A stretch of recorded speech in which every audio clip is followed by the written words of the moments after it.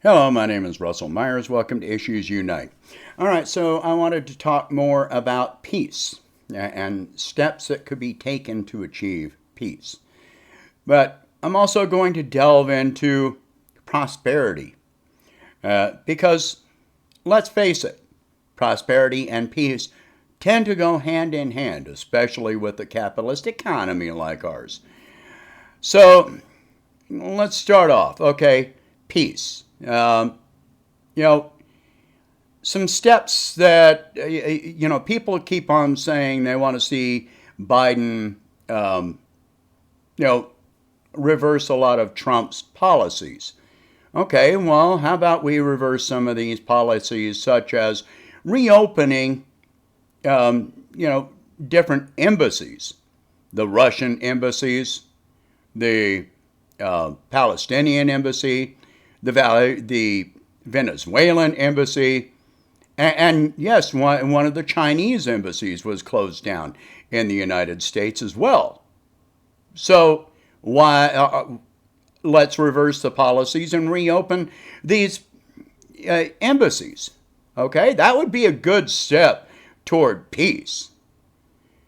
All right, yeah, you want to talk about peace? Well, how about reversing the aggressions toward Russia?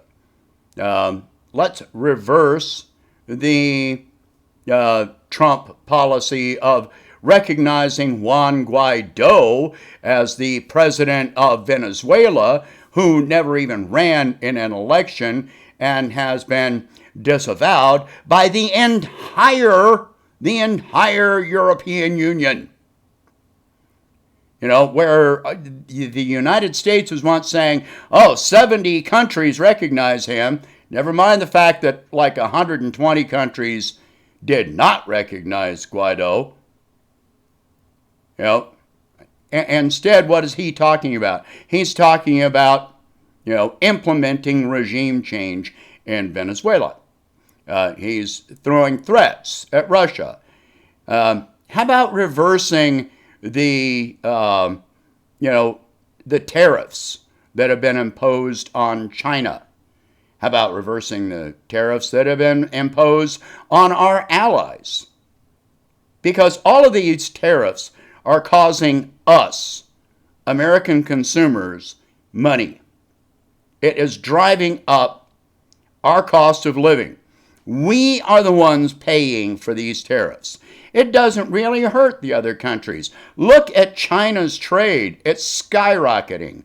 I just saw a report just a day or two ago where in 2020, America lost 49% of foreign investors. And where are these investors going? To China.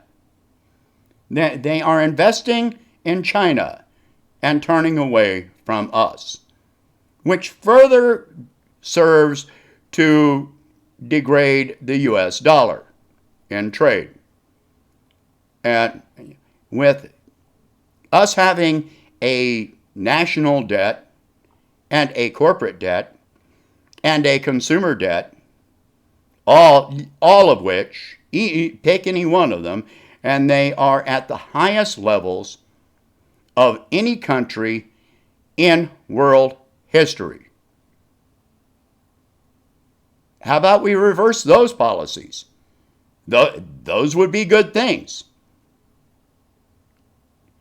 Yes, I am all for increasing U.S. manufacturing. I have been for a long time. I was against the decline of U.S. manufacturing and shipping it to other countries.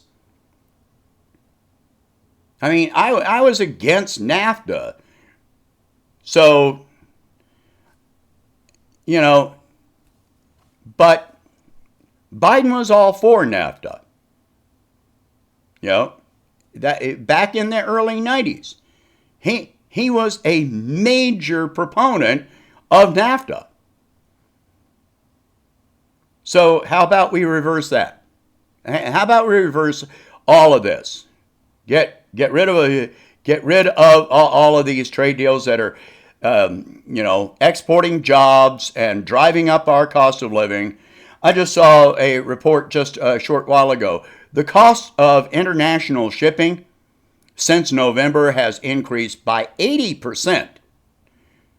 Now there's a lag between the time that happens and the time you actually see it, you know, on the store shelves reflected in the prices that you're paying. Because at first, you've got warehouses that are full of products. And those products were paid for at a certain rate and for the product and for the shipping.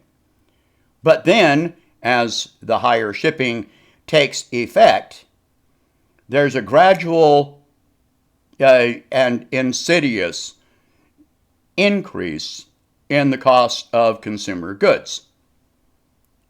So we're going to start seeing that within weeks. I mean, it's not going to be an 80% increase in the cost of goods, but it's going to be significant. Yeah, have you ever ordered anything from Wish and seen what their shipping costs are? Most of the time, the shipping costs cost more than the good that you're ordering.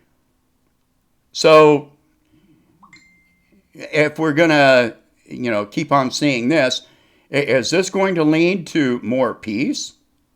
There was a report that came out last year that expected 51% of global GDP growth to take place in China, and another, 30% or so among Asian countries that trade heavily with China.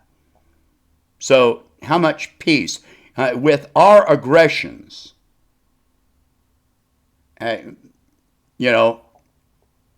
U.S. ships in the South China Sea were parked off of Venezuela, were parked off of Russia, we're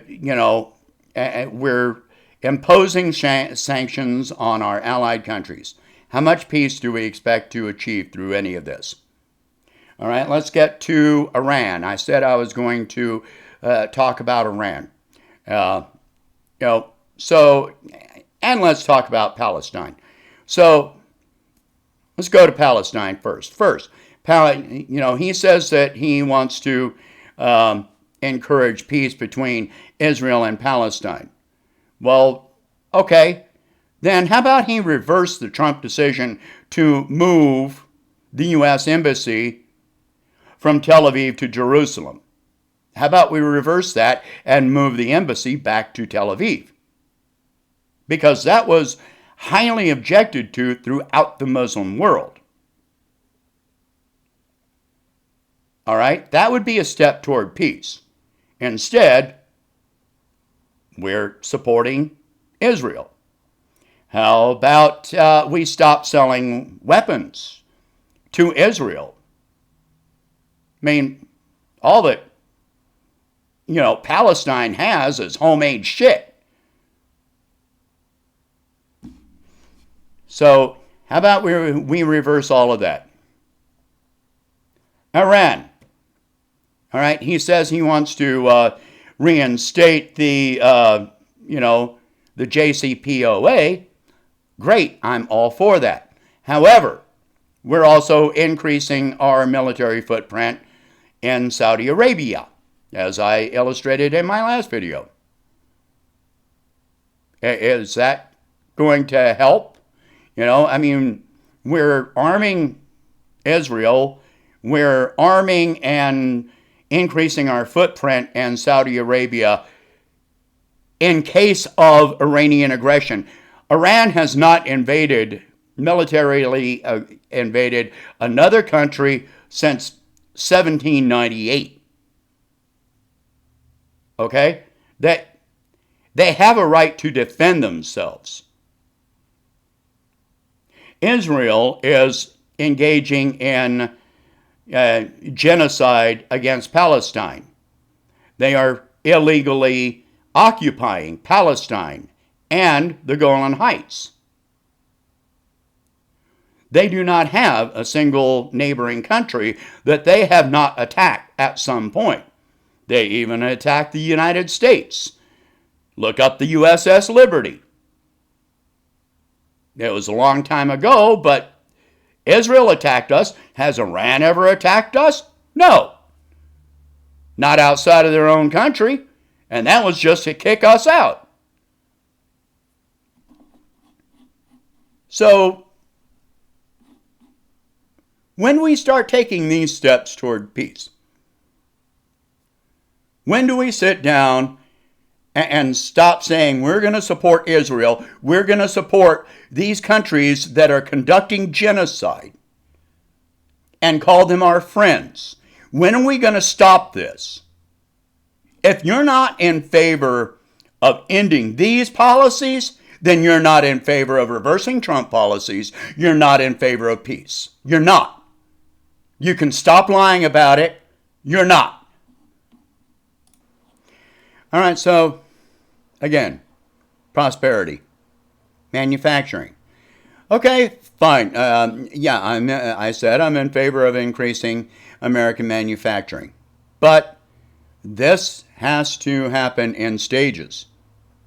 It's not like we can do without goods or will go without goods and still have an economy, while we're building up that manufacturing. In 2019, we had over 10,000 retail outlet closures. In 2020, we had over 20,000 retail outlet closures. It's just now the end of January, and I just saw a report that there are over 10,000 retail outlet closures expected for this year.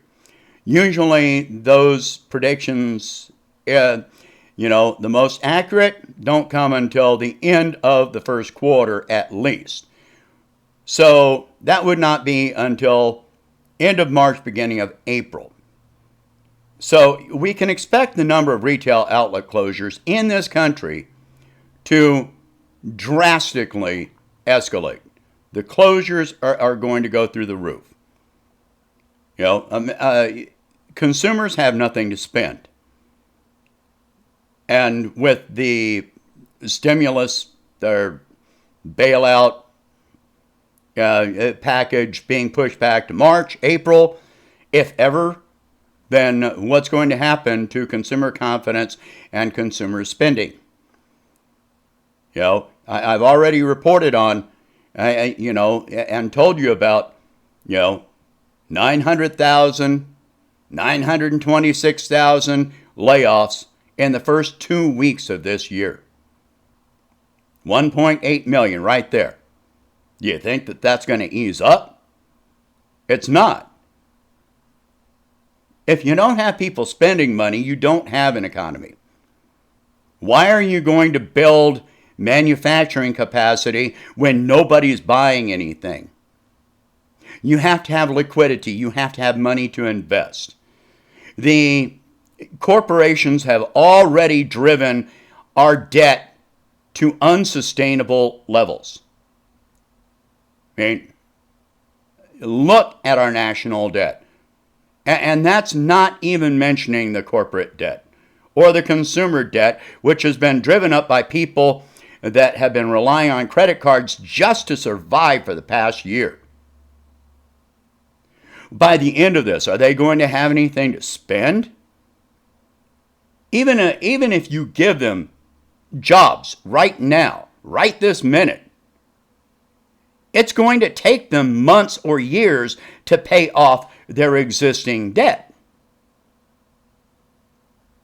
So, how does this lead to peace? How does this lead to prosperity? We have to look at all of this. If we're not going to reverse these policies, then we're not doing anything. It's all show. It's all theater. It means nothing. All that you are cheering for is a bunch of words that will have no effect on the economy, on peace, on your life for the better anyway. You're going to keep paying more and more for our warfare.